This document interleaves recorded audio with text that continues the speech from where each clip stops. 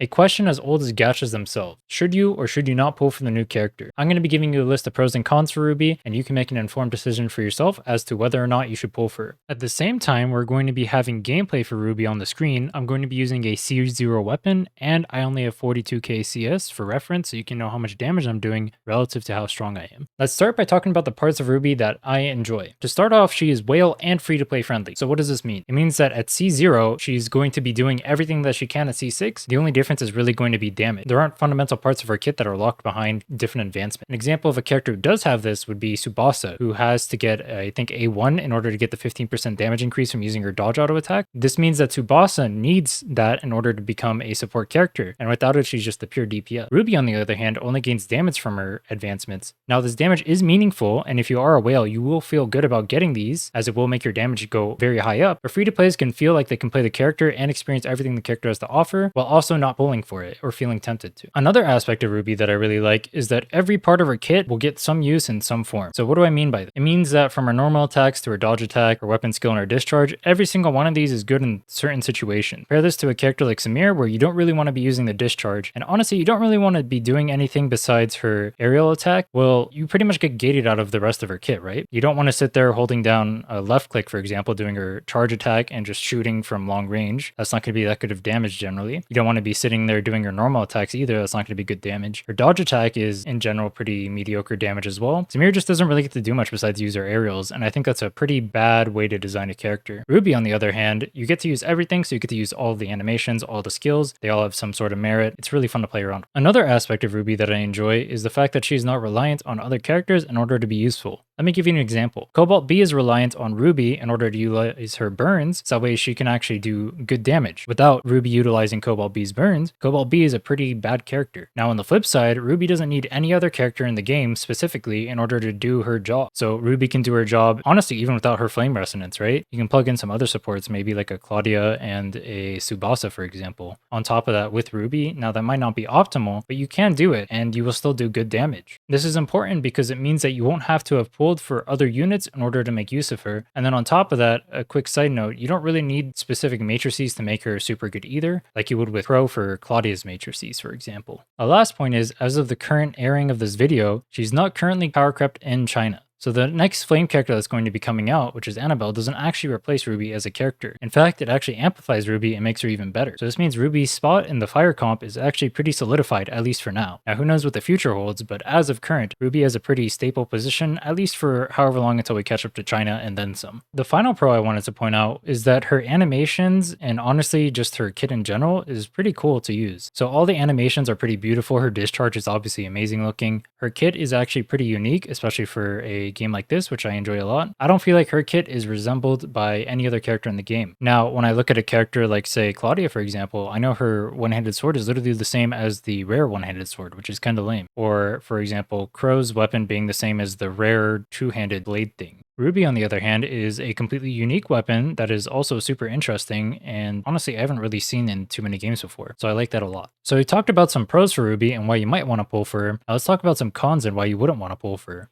The first and honestly probably biggest con I have with Ruby is the fact that you are forced to use her as a main DPS. Because she's a main DPS character, that is, she doesn't really have buffs like a character like Claudia or Tsubasa does, she needs to be on the field at all times, which means she can't be paired with other main DPS characters such as Samir or Crow, for example. This means that you're pretty locked into what characters have to be paired around her. Now, this doesn't mean that she is required to use specific characters, it just means that she can't use other main DPS characters in the roster with her at the same time. So I can't use a Ruby and then in the future a Saki Fuwa together, for example, whereas a character like Claudia, I could take Claudia and just plug that into literally any comp and it's going to be a better comp for it. Another downside for Ruby is the fact that you get locked into animation so easily. So obviously Ruby is a caster type character, and by this I mean that her animations on her skills end up locking your character in place in general. She does have one exception to this, and that is her charge attack, but that is the exception, not the norm. And then on top of that, it also consumes endurance at a rapid rate. You don't get to use it that often. Now compare this to something like Samir, where you can just go into the air where you're doing most of your damage, do your aerial attack, and then dance around all the mobs so you never get hit. Ruby actually gets charged at mobs pretty easily, meaning you can get knocked around or may have to reposition, meaning you have to interrupt your combo. This will mean less damage and a slightly more clunky playstyle. One big downside that Ruby and honestly fire comps in general have at the moment is the fact that they lack utility. So compared to like Volt or Physical, which have both heals and then Physical having damage increase for everyone as well, Fire has none of that. The only thing that they really have going for them is Shatter. This means if you're not as strong of a player, like you're free to play for example, you're not going to be able to help out your whales who are carrying you as easily. On top of that, it also means that when you're fighting bosses, it's going to be much less forgiving because you don't have something passively healing you, such as Nemesis's dodge, for example. Let's go ahead and recap the pros and cons. Pros, she's whale and free-to-play friendly, meaning that free-to-plays can use her and still feel good, and then whales will get a good damage bonus and feel good too if they end up investing more. You'll actually be able to use the whole kit, meaning every single one of the skills in her kit actually has some use in some sort of capacity, meaning nothing feels neglected like you would with Samir, for example, and her normal attacks. You're not relying on other characters in order to be good, meaning you don't have to have pulled for a character in the past in order to use her, which means that you can just pull her right now and not feel bad about it. She's not currently power crept in China, which means that she at least has some sort of future proofing, at least as of the moment. And then finally, and most importantly, her animations look sick. Her playstyle is also pretty cool. Those are the pros for Ruby. The cons for Ruby are that she is a mean DPSer, which means that it's harder to plug her in with other characters, especially if you like something like a Saki, for example, or Samir. It's difficult to have both of these at the same time in a single team because they both want to be on the field doing damage. She can get locked into animations extremely easily because she is a caster type character when compared to a character like once again Samir, who can just sit in the air and use her auto attacks. It is a much less forgiving playstyle. Fire comp in general has less utility, which makes it 1, harder for whales to carry you because you're not helping them out as much, and then 2, it can be harder for yourself because you don't have the healing to sustain yourself and things like Bygone, for example, if you need it.